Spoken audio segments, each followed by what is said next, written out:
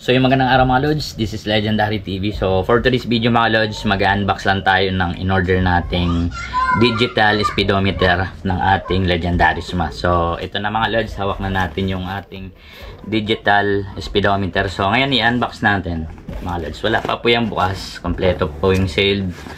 So nung dumating ang parcel natin ay nakaganito na.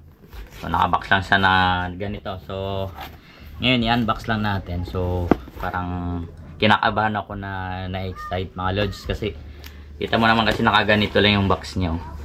So 7 days bago dumating sa atin yung order natin. So ayan mga lodi, pakita ko yung ano yan, bagong dating lang yan mga lods, kaka-receive lang natin kanina. So ngayon bubuksan natin to mga lods.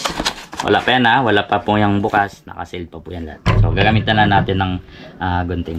So dito natin bubuksan sa likod para hindi masira tong papel na to. In case na may problema, pwede natin ibalik pa kasi okay pa yung kanyang resibo tsaka yung sticker ng ano, Shopee. So ayan mga lodi, binuksan na natin.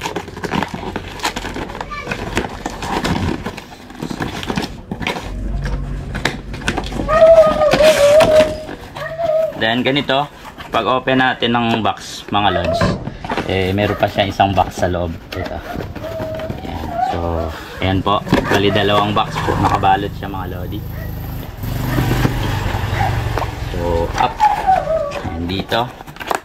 Ayan, bubuksan na natin mga lods. At heto na nga mga lods, ay nakita na natin ang ating digital speedometer. So napaka safe mga lods. Meron siyang balot na matigas na karton, no? Matigas na klase ng karton na ito mga lods. Matigas na klase na karton to. Yan, makunat.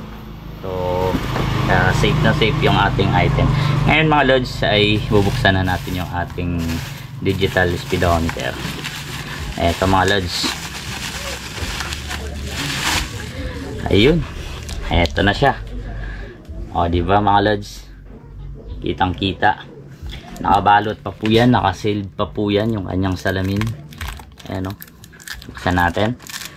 Yan, ganyan ang itsura niya mga lodi.